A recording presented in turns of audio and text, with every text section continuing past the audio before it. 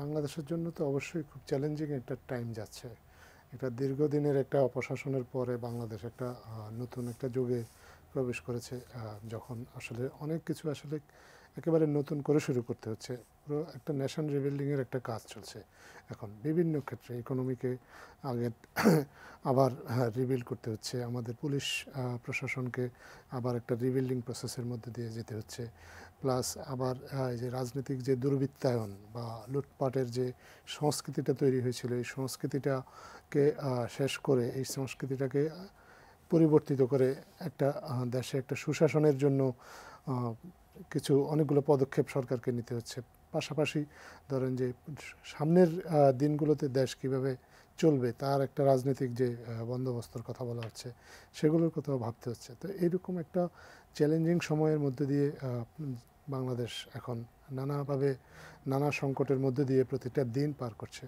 অন্তর্বর্তীকালীন সরকার যে কাজটা করছে সেটা হচ্ছে যে এই চ্যালেঞ্জগুলো যাতে যত দ্রুত সম্ভব উত্তরণ করা যায় এবং এই চ্যালেঞ্জগুলো কাটিয়ে মানুষের জীবনে যাতে স্বস্তি আনা যায় এবং মানুষের সমাজ থেকে দুর্নীতি প্রতিরোধ করা যায়, সমাজের যে শৃঙ্খলাটা আস্তে আস্তে একটা সময় ভেঙে পড়েছিল, সেই শৃঙ্খলাটা যে ফিরিয়ে আনা যায়, এই কাজগুলো করে যাচ্ছে। এবং এগুলো যে খুব সহজসাধ্য কাজ তা নয় এগুলা, এবং অনেক ক্ষেত্রে এগুলা খুব সময় সাপেক্ষ কাজও। এই কাজগুলো সরকার চেষ্টা করছে এবং দেশের মানুষকেও সরকারের পক্ষ থেকে ধন্যবাদ।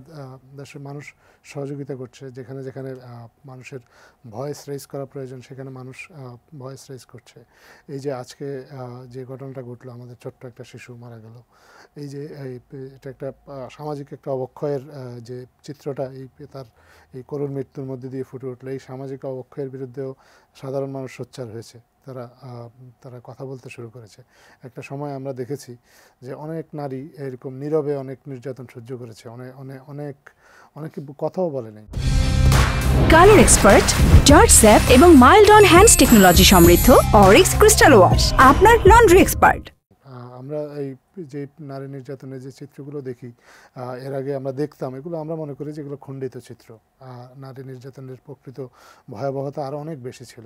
অনেক স্কুল কলেজে আপনার ছাত্রছাত্রীরা অনেকভাবে নিগৃহীত হয়েছে, আমাদের কোমলমতি শিশুরা নিগৃহীত হয়েছে।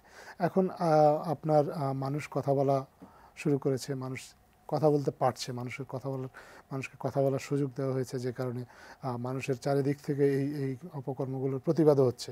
এবং এই যে প্রতিবাদের যে মূল স্পিরিট, যে এই স্পিরিটটার সাথে অন্তর্বর্তীকালীন সরকারও একমত পোষণ করে এবং সরকারও মনে করে যে এই স্পিরিটটা জারি থাকা জরুরি, যাতে করে আপনার একটা সামাজিক আন্দোলন গড়ে ওঠে। আসলে এই যে আমরা যে করুণ ঘটনাটা দেখলাম, এটা তো আসলে আইনশৃঙ্খলাজনিত বিষয় যতটা, তার চেয়ে অনেক বেশি হচ্ছে আসলে সামাজিক অবক্ষয়জনিত বিষয়।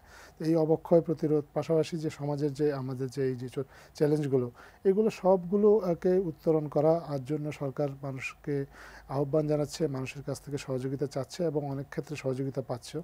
তো সব মিলিয়ে এইরকম একটা চ্যালেঞ্জিং সময় সরকার পার করছে।